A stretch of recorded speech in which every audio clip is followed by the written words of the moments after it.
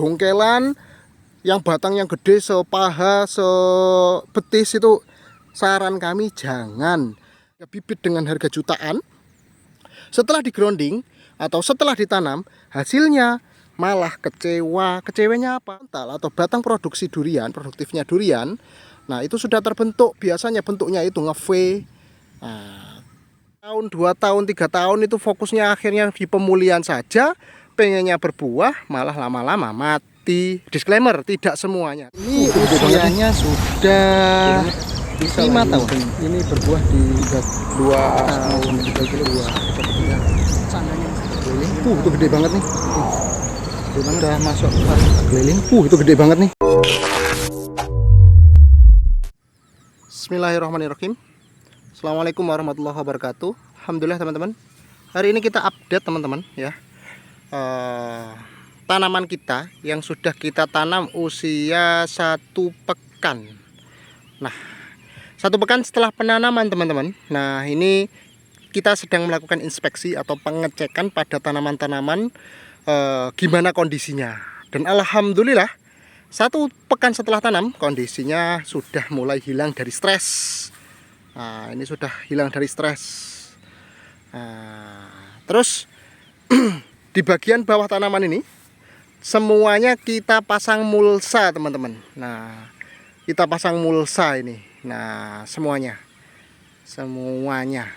Di sini ada kurang lebih 54 titik tanam, di mana ada 27 musangking dan 27 duri hitam. Nah, kurang lebihnya seperti itu teman-teman. Nah, terus kapan kita mau melakukan pemupukan dan juga penyemprotan teman-teman? Nah, pemupukan nantinya kita lakukan 1 bulan, kurang lebih 1 bulan setelah tanam. Nah, ini nanti kita lakukan pemupukan 1 bulan setelah tanam. Ini kondisinya bagus, udah hilang dari stres ini. Nah, untuk penyemprotan sendiri kita lakukan 2 pekan setelah tanam. 2 pekan setelah tanam, artinya pekan depan mulai kita lakukan penyemprotan teman-teman. Apa saja yang kita semprotkan nanti? Kita semprotkan pupuk daun ya. Setelah itu insektisida, fungisida dan juga perekat. Nah ini teman-teman, kita spill di bagian tengah. Bagian tengah ini kemarin kita ambil tanah untuk media tanam untuk penambahan busut, karena kita tanam sistem busut. Nah, lubang tanam kemarin 1 kali 1 dengan kedalaman 70 cm. Lubang tanamnya tanah dikeluarkan, setelah itu kita mix dengan juga arang sekam dan dolomit. Nah, ini sudah jadi. Setelah itu kita buat gundukan atau busut dengan diameter 2 meter dengan ketinggian kurang lebih 30 sampai 50 cm. Begitu teman-teman. Nah, ini sudah mulai pulih teman-teman. Kita spill yang ini. Nah, terus kenapa kok dikasih mulsa? Pemberian mulsa ini difungsikan agar rerumputan liar ini tidak merajalela. Karena ini rumputnya sudah mulai tumbuh ini. Nah, jadi untuk meminimalisir rumput teman-teman, ini sudah mulai bagus. Pekan depan harus kita semprot ini. Pekan depan harus kita semprot. Tuh.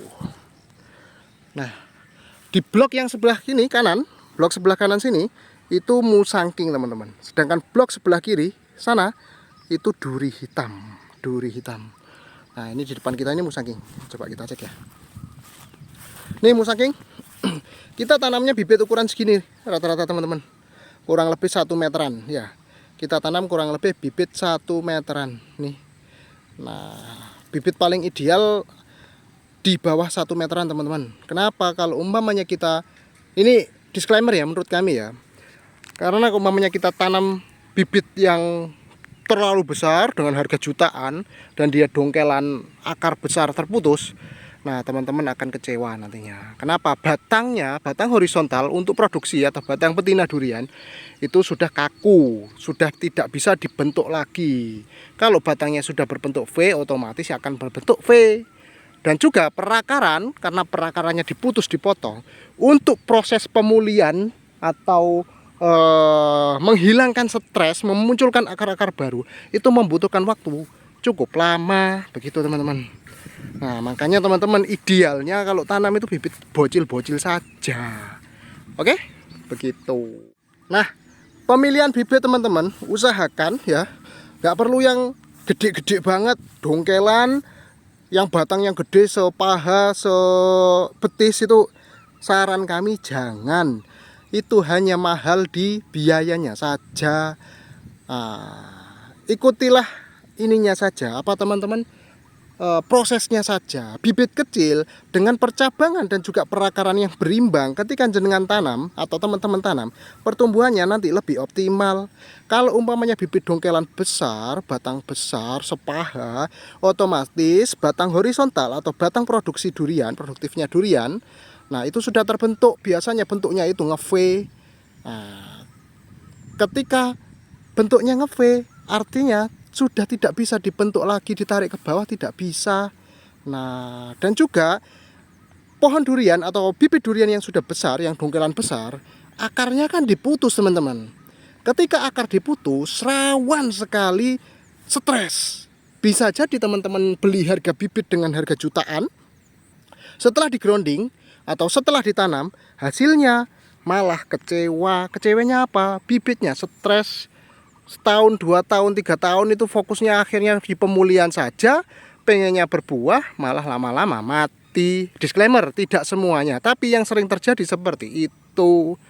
Nah, karena akarnya diputus teman-teman, akarnya diputus. Nih bibit kita musangking. Kita tidak tidak menyarankan untuk penanaman bibit besar ya, bibit besar ya. Nah, bibit-bibit bocil saja saran saya. Kuncinya itu di teknik tanam dan juga media tanam tuh teman-teman.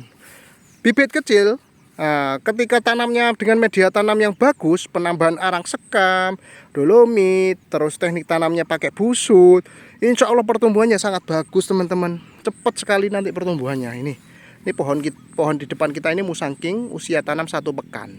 Ini masih mulai menghilangkan stres karena kemarin dari datang langsung 1 hari 2 hari langsung kita tanam. Ini masih belum begitu pulih yang ini. Ya, begitu teman-teman. Nah, yang di depan ini juga musangking. Ya.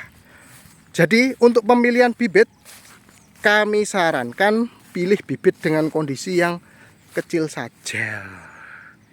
Nih, musangking. Sudah mulai pulih. Nah, ini sudah mulai pulih. Pekan depan insya Allah mulai kita lakukan penyemprotan teman-teman. Oke. Kita kemarin tanam sistem busut. Terus tanahnya kita ambilkan dari tengah-tengah antar tanaman ya. Jarak tengah antar tanaman itu kita lubangi untuk jadikan saluran juga. Jadi sekali mendayung 2 pulau terlampaui. Tanah dari saluran untuk busut. Setelah itu tanah ini jadi saluran. Jadi air itu bisa langsung tiris. Begitu teman-teman. Nih, terus kita pasang mulsa. Ya, begitu ya teman-teman. Jadi untuk penanaman durian, usahakan idealnya kita tanam dengan jarak tanam yang ideal 10-10. Ya. Memang dari awal ketika kita awal tanam, jarak tanam segitu itu terlihat sangat luas atau jaraknya terlihat sangat renggang. Tapi nanti teman-teman ketika udah usia 7 tahunan itu sudah terlihat sangat mepet teman-teman. Kalau teman-teman tanam dengan jarak 55, 66, 77 nanti kecewa di akhir teman-teman. Kecewa di akhir. Karena apa? Percabangan nanti sudah saling tabrakan di usia 6-7 tahun. Jadi teman-teman usahakan ketika memiliki lahan diperencanakan secara baik-baik, jarak tanamnya dipilih yang bagus, idealnya minimal itu 10x10. Begitu teman-teman. Kenapa? Yang dipikirkan jangka panjangnya. Yang dipikirkan itu jangka panjangnya. Sehingga ketika kita nantinya tanam ya, untuk masa depan, umur 5 tahun, 6 tahun, 7 tahun itu masih aman percabangan. Oke, mungkin itu dulu teman-teman. Sekian, assalamualaikum warahmatullahi wabarakatuh. Barakallahu fikum.